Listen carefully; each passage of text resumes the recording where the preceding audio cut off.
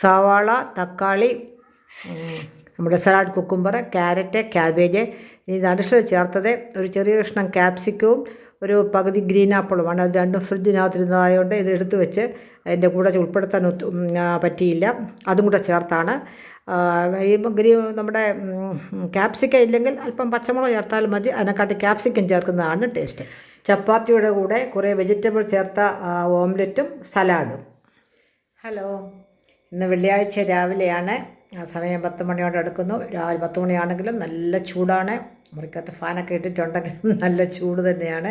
എത്രയും പെട്ടെന്ന് അടുക്കളയിലെ ജോലികൾ തീർക്കണം. പച്ചക്കറിയൊക്കെ അരിഞ്ഞ് വെച്ചിട്ടുണ്ട്. അപ്പോൾ ഇന്നലെ വൈകിട്ട് ചപ്പാത്തിയും അതിൻ്റെ കൂടെ നോൺ വെജ് കറി ഉണ്ടായിരുന്നു. ചിക്കൻ ഉണ്ടായിരുന്നു. അല്ലെങ്കിൽ സാധാരണ നമ്മൾ വെജിറ്റബിൾ കറിയൊക്കെ കൂട്ടിയാണ് സാമ്പാറൊക്കെ കൂട്ടി ചപ്പാത്തിയൊക്കെ കഴിക്കും. പക്ഷേ കുറേ പച്ചക്കറി വാങ്ങിച്ച കുട്ടികൾ കുറേ സലാഡിനുള്ള പച്ചക്കറികൾ സെലക്ട് ചെയ്ത് ഞാൻ വാങ്ങിച്ചു. പ്രത്യേകിച്ചൊന്നുമില്ല, സാധാരണ ഉള്ള പച്ചക്കറികൾ തന്നെയാണ്. എക്സ്ട്രാ വാങ്ങിച്ചത് സലാഡ് കുക്കുംബർ. സലാഡൊന്നും അധികം വലിയ ഫേവറേറ്റ് ആരും കഴിക്കുന്ന സാധനമല്ല. ബിരിയാണി ഉണ്ടാക്കുമ്പോൾ മാത്രമേ ഉള്ളൂ സലാഡ് ഉണ്ടാക്കുന്നത്. ചപ്പാത്തിയോടൊന്നും ആർക്കും സലാഡ് വേണ്ട. എന്തെങ്കിലും കറി ഇല്ലെങ്കിൽ ഇല്ല, ഒരു ചപ്പാത്തി കഴിച്ചോളൂ. അപ്പോഴേ കുറച്ച് പച്ചക്കറികളുണ്ട്, നമുക്കൊരു സലാഡ് ഉണ്ടാക്കി. സലാഡും അതിൻ്റെ കൂടെ ഒരു സലാഡ് ചേർത്ത് ഈ സലാഡിൻ്റെ പച്ചക്കറി കുറേ അരിഞ്ഞു വെച്ചു. ആ അരിഞ്ഞു വെച്ച പച്ചക്കറി ഒരു 2 ടേബിൾ സ്പൂണും പച്ചക്കറി എടുത്ത് അതിനകത്തോട്ടൊരു മുട്ടയും കൂടെ ചേർത്ത് ബുൾസൈ ഉണ്ടാകും. ഒപ്പം ഇച്ചിരി മുളക് പൊടിയും കൂടെ ചേർത്ത് ബുൾസയും കൂടെ ഉണ്ടാക്കി അതും കുറച്ച് സലാഡും കൂടെ ചേർത്താണ് ഇന്നലെ വൈകിട്ടത്തെ ചപ്പാത്തി കഴിച്ചത്. നല്ല ടേസ്റ്റാണ്, കുഴപ്പമില്ല. കുറച്ച് ചപ്പാത്തി വെയിറ്റ് കൂടാതിരിക്കാൻ അവരെല്ലാവരും ഡയറ്റൊക്കെ നോക്കുന്ന സമയത്ത് ധാരാളം പച്ചക്കറികൾ കഴിക്കാറുണ്ട്. ഞാനങ്ങനെ ഡയറ്റൊന്നും എഗ് ഡയറ്റ് വല്ലപ്പോഴും എടുക്കും. ഒരു 3 ദിവസം എഗ് ഡയറ്റ് എടുക്കും. അപ്പോൾ ഒരു കിലോ 2 കിലോ ഒക്കെ കുറയും. വീണ്ടും നമ്മുടെ സ്ഥിരം ഐറ്റംസായ ഈവനിങ് സ്നാക്സുകളൊക്കെ കഴിക്കും. അതാണ് ഒരു എക്സ്ട്രാ എൻ്റെ ഒരു ഭക്ഷണ രീതി.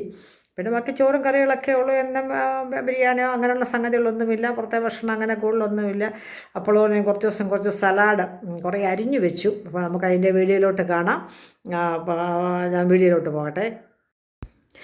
പച്ചക്കറികൾ: സവാള, തക്കാളി, സലാഡ് കുക്കുംബർ, ക്യാരറ്റ്, ക്യാബേജ്, ഒരല്പം ക്യാപ്സിക്കം, പിന്നെ ഒരു പകുതി ഗ്രീൻ ആപ്പിൾ. ഇത്രയും ചേർത്താണ് കുനുകുനാന്ന് അരിഞ്ഞ് അത് ഒരു ബോക്സിനകത്താക്കി വെച്ചു.